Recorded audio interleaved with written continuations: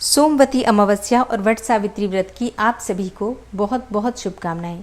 इस बार बहुत ही शुभ और दुर्लभ संयोग प्राप्त हो रहा है वट सावित्री व्रत और सोमवती अमावस्या का। आज के दिन अखंड सौभाग्य की प्राप्ति के लिए और सुखी दाम्पत्य जीवन के लिए प्रार्थना करने से निश्चित ही कामनाएं पूर्ण होती हैं। सुख समृद्धि संतान की कामना पूर्ण होती है। कोई भी परेशानी हो आपकी, अगर आप आज के दिन पीपल की पूजा करते हैं, वट वृक्ष की पूजा करते हैं, तो आपको आपकी परेशानियों से मुक्ति मिल जाती है। तो वट सावित्री व्रत की पूजा विधि, व्रत की कथा और शुभ मुहूर्त की वीडियो चैनल पर अपलोड हो चुकी है, जरूर देख लीजिए। इस वीडियो में आप सुनने वाले हैं सोमवती अमावस्या व्रत की कथा, और वीडियो को अंत तक देखिए ताकि आपको पूजा विधि की भी संपूर्ण जानकारी प्राप्त हो सके। सोमवती अमावस्या के दिन सुहागिन महिलाएं व्रत धारण करती हैं और पीपल की पूजा करती हैं। पीपल की परिक्रमा की जाती है। इसके साथ ही तुलसी की पूजा और परिक्रमा की जाती है। पीपल और तुलसी में जल अर्पित करना चाहिए और धूप दीप नैवेद्य से पीपल और तुलसी की पूजा की जाती है। चावल, चंदन, सिंदूर, फूल, प्रसाद, वस्त्र, दक्षिणा, मौली और रोली, ये सभी चीज़ें तुलसी और पीपल में अर्पित की जाती हैं। 108 की संख्या में फल या सब्जियां या मिठाई इत्यादि कोई भी वस्तु लेकर पीपल को और तुलसी को अर्पित करके और इसी के साथ 108 बार परिक्रमा की जाती है। 13 चीज़ें सोमवती अमावस्या के दिन ब्राह्मणों को दान भी दी जाती हैं। और इस प्रकार से विधि विधान से सोमवती अमावस्या के दिन पीपल की पूजा करने के बाद सोमवती अमावस्या की कहानी सुनी जाती है। सोमवती अमावस्या की पूजा करने से अखंड सौभाग्य की प्राप्ति होती है। संतान प्राप्ति में आ रही बाधाएं दूर होती हैं। पति पत्नी के रिश्ते मधुर होते हैं और पति पत्नी के बीच कोई भी परेशानी हो, दाम्पत्य जीवन में परेशानी हो, तो वो समाप्त होती है। इसके साथ ही सुख समृद्धि की वृद्धि होती है। और हाँ, आज के दिन अगर आप सोमवती अमावस्या की कथा मात्र भी सुनते हैं तो इतने मात्र से भी अखंड सौभाग्य की प्राप्ति होती है और हर प्रकार की कामना पूर्ण होती है। तो सबसे पहले भगवान भोलेनाथ और माता पार्वती का ध्यान करके इस पावन कथा का श्रवण करते हैं। सोमवती अमावस्या की कथा। पौराणिक कथा के अनुसार एक साहूकार के 7 बेटे थे, 7 बहू और 1 बेटी थी। साहूकार के घर एक जोगी भिक्षा मांगने आता था। जोगी को साहूकार की बहू भिक्षा देती थी तो वो ले लेता था, लेकिन जब बेटी देती थी तो वो भिक्षा नहीं लेता था और कहता था कि बेटी सुहागन तो है पर उसके बाद में दुहाग लिखा है।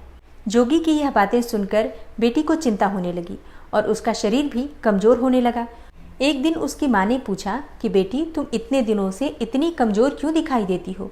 तब उसने बताया कि माँ, एक जोगी भिक्षा मांगने आता है जो कहता है कि बेटी है तो सुहागन, लेकिन इसके नसीब में दुहाग लिखा है, अर्थात दुख लिखा है। यह बात सुनकर उसकी माँ ने कहा कि कल मैं सुनूंगी।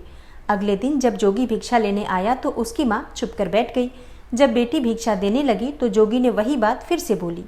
इतनी बात सुनकर उसकी माँ बाहर निकल कर आई और बोली, एक तो हम तुम्हें भिक्षा देते हैं और तू ऊपर से हमें गाली देता है। तब जोगी बोला कि मैं गाली नहीं देता, जो कहता हूँ सच कहता हूँ। इसके भाग में यही लिखा है, वही मैं कहता हूँ।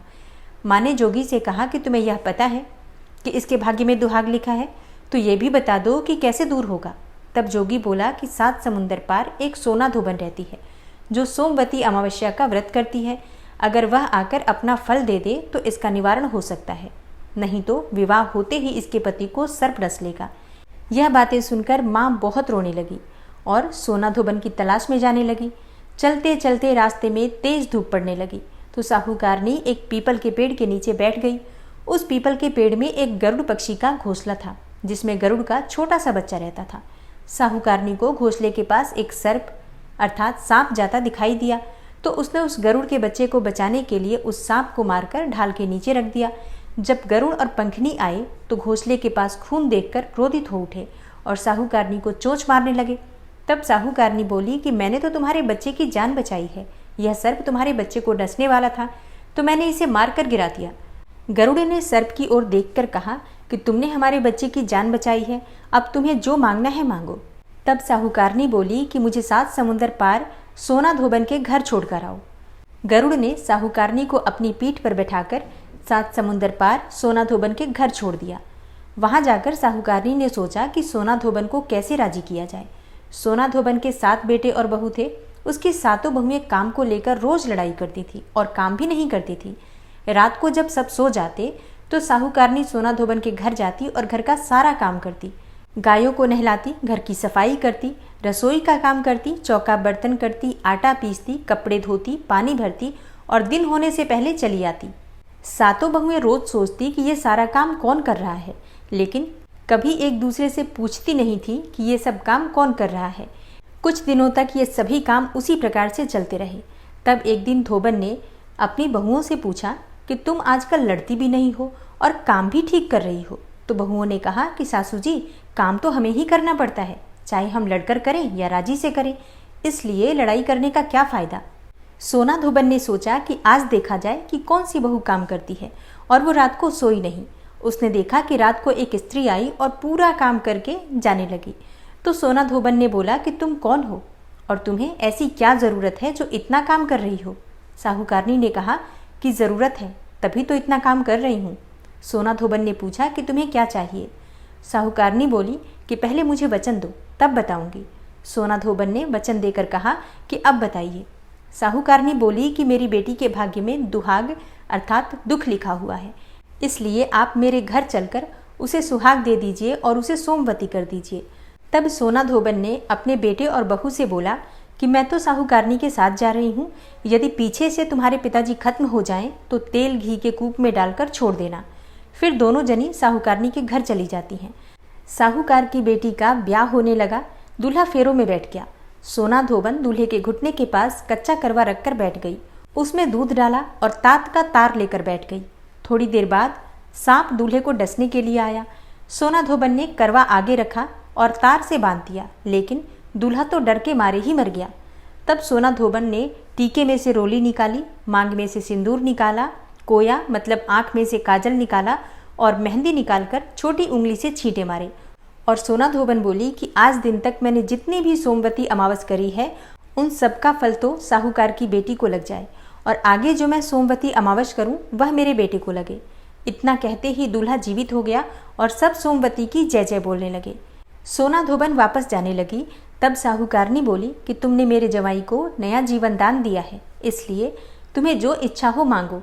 वह बोली कि मुझे तो कुछ नहीं चाहिए, सिर्फ एक हांडी दे दो। वह हांडी लेकर चली जाती है और रास्ते में सोमवती आती है, तो हांडी का 108 परिक्रमा करके पीपल के पेड़ के नीचे गाड़कर अपने घर आ जाती है। घर आकर देखती है कि उसका पति मरा हुआ तेल और घी के कूप में पड़ा है। तब उसने टीके में से रोली निकाली, मांग में से सिंदूर निकाला, कोया में से काजल निकाली और नुम्बा में से मेहंदी निकालकर चिटली उंगली से छींटे दिए और बोली, मैंने जो रास्ते में सोमवती की है उसका फल मेरे पति को लगे। इतना कहते ही उसका पति उठकर बैठ गया। घर का ज्योतिषी ब्राह्मण आया और बोला कि जजमान, सोमवती अमावस्या को मेरा क्या है, दक्षिणा तो दे।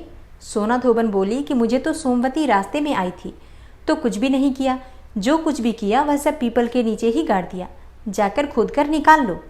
ज्योतिषी ब्राह्मण ने जाकर खोद कर देखा तो 108 और 13 सोने के चक्कर मिले। ज्योतिषी ब्राह्मण सबको घर ले आया और बोला कि ऐसी फेरी की है, और मुझे बोल दिया कि कुछ भी नहीं किया। तब सोना धोबन बोली कि यह तो तुम्हारे ही भाग से हुआ है, इसलिए इसे अब तुम ही ले जाओ। ब्राह्मण बोला कि मेरी तो इसमें से चौथी पाती है, बाकी आपका मन हो उसे दे देना। सारी नगरी में बोल दिया कि सब सोमवती अमावस्या का व्रत कीजिए। हे सोमवती अमावस, जैसा साहूकार की बेटी को सुहाग दिया वैसा सबको सुहाग देना। सोमवती अमावस की कहानी कहने वाले को, सोमवती अमावस की कहानी सुनने वाले को और हुंकारा भरने वाले को और अपने पूरे परिवार को देना। प्रेम से बोलिए जय सोमवती अमावस्या।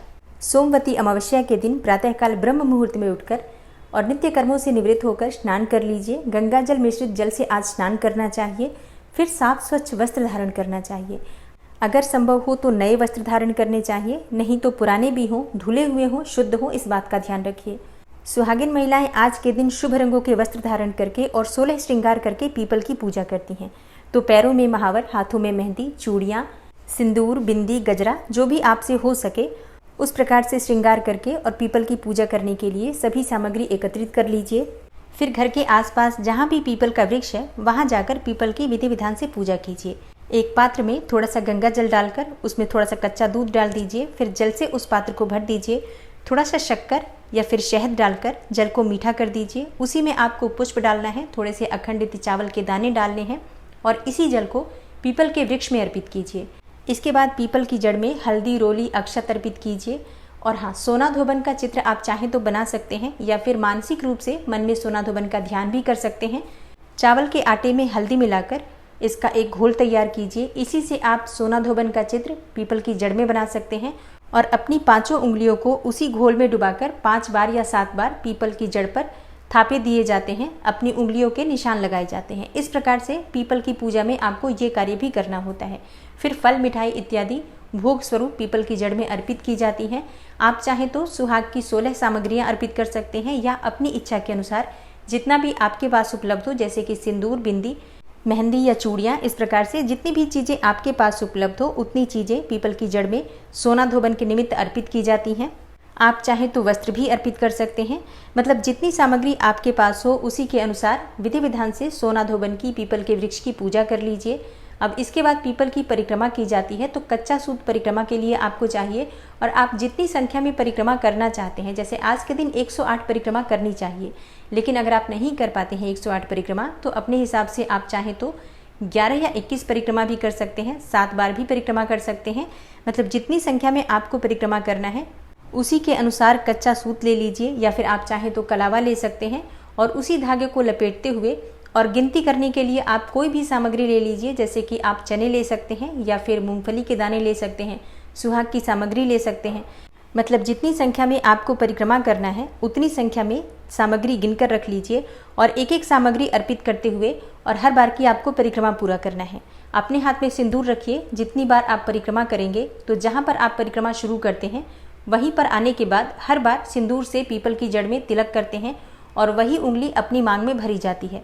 तो जितनी बार आप परिक्रमा करेंगे उतनी बार आप अपनी मांग में सिंदूर लगाएंगे और पीपल की जड़ में भी लगाएंगे। इसी प्रकार से परिक्रमा आप पूरा कर लीजिए। फिर वहीं बैठकर आप चाहें तो कथा सुन सकते हैं या फिर कथा आप चाहें तो घर में भी आकर सुन सकते हैं। और हाँ, पीपल की पूजा करते समय पीपल में आपको दीपदान अवश्य करना है। आप चाहें तो शुद्ध घी का दीपक प्रज्वलित कर सकते हैं या फिर आप चाहें तो तिल तेल का भी दीपक प्रज्वलित कर सकते हैं। कोशिश कीजिए सरसों के तेल का दीपक न प्रज्वलित करें। और पीपल की पूजा करते समय, पीपल की परिक्रमा करते समय ओम नमो भगवते वासुदेवाय नमः इस मंत्र का जप करते रहिए। इसके साथ एक और कार्य आपको करना है। जो भी सामग्री आप लेकर गए हैं वहाँ पर चढ़ाने के लिए, उसमें से कुछ सामग्री दान अवश्य कीजिए। आज के दिन दान करने से सौभाग्य में वृद्धि होती है और सुख समृद्धि भी आती है। इसलिए आप जो भी सामग्री, फल, मिठाइयाँ, सुहाग की सामग्री जो भी आप लेकर गए हैं उसमें से कुछ चीज़ें दान कर दीजिए और कुछ चीज़ें आप अपने घर में स्वयं भी प्रयोग कर सकते हैं। परिवार सहित सभी सदस्यों को उस प्रसाद में से, जो भोग आपने लगाया है उसमें से वितरित करके स्वयं भी ग्रहण कर सकते हैं। आज के दिन सिंदूर का दान करने से सौभाग्य में वृद्धि होती है। सौभाग्य की सामग्री दान करने से अखंड सौभाग्य की प्राप्ति होती है। इसलिए जब पीपल की परिक्रमा कर ली जाती है उसके बाद से जो भी सुहागिन महिलाएं वहाँ पर होती हैं सबको सिंदूर लगाना चाहिए और उनसे भी स्वयं को सिंदूर अवश्य लगवाइए। कोई बड़ा बुजुर्ग वहाँ पर हो तो उनके चरण स्पर्श करके आशीर्वाद अवश्य लेना चाहिए। कोई ब्राह्मण हो तो उन्हें आप वहाँ पर दान दक्षिणा अवश्य दीजिए। और अगर आप सोमवती अमावस्या का व्रत करते हैं तो शाम के समय मीठा भोजन कर सकते हैं। लेकिन अगर आप व्रत नहीं करते हैं तो पीपल की पूजा करने के बाद घर आकर शुद्ध और सात्विक भोजन भी कर सकते हैं। और हाँ, अगर आपके घर के आसपास पीपल ना हो तो आप तुलसी की भी परिक्रमा इसी प्रकार से कर सकते हैं। तुलसी की पूजा करने से भी आपको उसी फल की प्राप्ति होती है। तो अगर पीपल है तो पीपल की और तुलसी की दोनों की पूजा आप कर सकते हैं, और पीपल नहीं है तो घर में जो तुलसी है उनकी भी इसी प्रकार से विधि विधान से पूजा करके, परिक्रमा करके आप सोमवती अमावस कर सकते हैं। वीडियो को अंत तक देखने के लिए आप सभी भक्तों का बहुत बहुत आभार।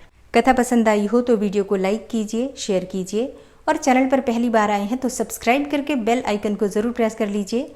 अगर आपको आज की वीडियो अच्छी लगी है तो मिलती मैं आपसे अगली वीडियो में। तब तक के लिए जय श्री राधे।